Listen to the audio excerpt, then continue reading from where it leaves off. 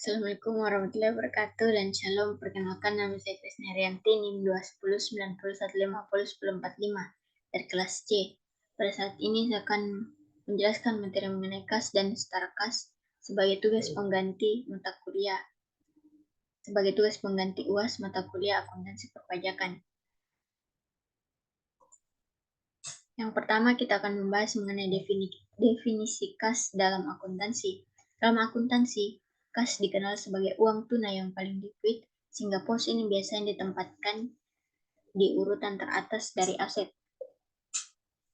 Aset yang termasuk dalam kas adalah seluruh alat pembayaran yang dapat digunakan dengan segera. Contohnya ada uang tunai, contohnya uang kertas, uang logam, dan giro bank atau saldo rekening giro.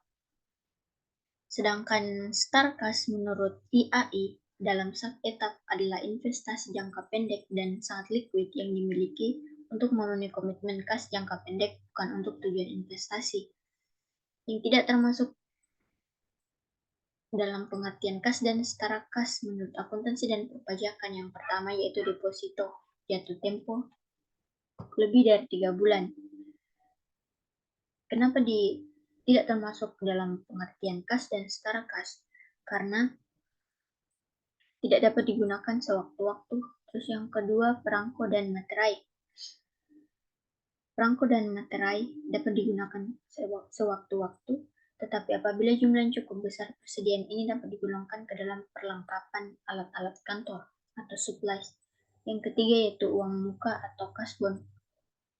Tidak dapat dikategorikan sebagai kas dan setara kas, karena kertas-kertas tersebut tidak dapat digunakan sewaktu-waktu, sehingga tidak dapat dianggap sebagai uang tunai. Terus yang terakhir yaitu cek mundur atau cek kosong. Apabila cek tersebut dapat diuangkan karena tidak cukup dananya di bank, cek tersebut disebut cek kosong. Yang kedua, cek kosong sama sekali tidak memiliki harga sehingga tidak dapat dianggap sebagai aset perusahaan.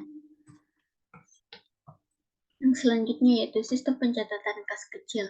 Menurut Wilk dan Kwok, dalam kas kecil dikenal dua sistem pencatatan yaitu sistem dana tetap atau impress fund system dan sistem dana fluktuasi atau fluctuation fund system.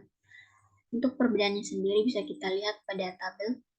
Untuk transaksi pembentukan kas kecil, pada impress fund dan fluktuasi tidak ada perbedaan, sama-sama dicatat kas kecil pada kas. Untuk transaksi pengeluaran dengan dana kas kecil, pada impress fund atau sistem dana tetap, tidak ada jurnal di mana kita hanya menyimpan bukti dari pengeluaran tersebut. Terus untuk transaksi untuk sistem dana fluktuasi, contohnya sendiri pada pembelian bensin, pembayaran tol, dan alat tulis, dicatat bensin pada kas kecil, tol dan parkir pada kas kecil, alat tulis pada kas kecil. Untuk transaksi pengisian kembali kas kecil, pada impress fund, baru kita akan mencatat seluruh pengeluaran yang sebelumnya tidak dicatat dengan mencatat bensin, tol, dan parkir, alat tulis pada kas. Untuk sistem dana fluktuasi sendiri, kita hanya perlu mencatat kas kecil pada kas. Penyebab pencatatan saldo bank oleh perusahaan dengan yang tertera pada rekening giro atau rekening koran yang berbeda. Menurut Weigen, Kimmel, dan Keso, perbedaan yang terjadi disebabkan oleh dua hal. Yang pertama, time lags, yaitu perbedaan waktu pencatatan antara pihak bank dengan pihak perusahaan. Terus yang kedua, karena adanya error atau kesalahan yang dilakukan oleh pihak bank atau pihak perusahaan. Secara lebih detail, perbedaan tersebut terdiri dari setoran dalam perjalanan, cek beredar, jasa giro atau pendapatan bunga, beban bank, dan kesalahan bank atau perusahaan. Yang selanjutnya itu perpajakan menyangkut bunga bank. Dasar hukumnya sendiri dari Peraturan Pemerintah Nomor 131 Tahun 2000 dan KMK 51-KMK-04-2001 menyebutkan bahwa penghasilan dalam bentuk bunga yang didapat dari deposito atau tabungan, diskonto, sertifikat Bank Indonesia, jasa giro akan dikenakan PPh pasal 4 ayat 2, di mana dikenakan 20% dari bruto dan bersifat final. Pemotong wajib menyetorkan paling lambat tanggal 10 bulan berikutnya setelah masa pajak berakhir dan melaporkan paling lambat tanggal 20 tahun berikutnya setelah pajak berakhir. Untuk pengecualiannya sendiri dikecualikan dari pemotong PPh terhadap yang pertama, bunga dari deposito dan tabungan serta diskonto surat sertifikat Bank Indonesia sepanjang jumlahnya tidak melebihi 7.500.000 dan bukan merupakan jumlah yang dipecah-pecah. Yang kedua yaitu bunga dari diskonto yang diterima bank yang didirikan di Indonesia atau bank luar negeri di Indonesia.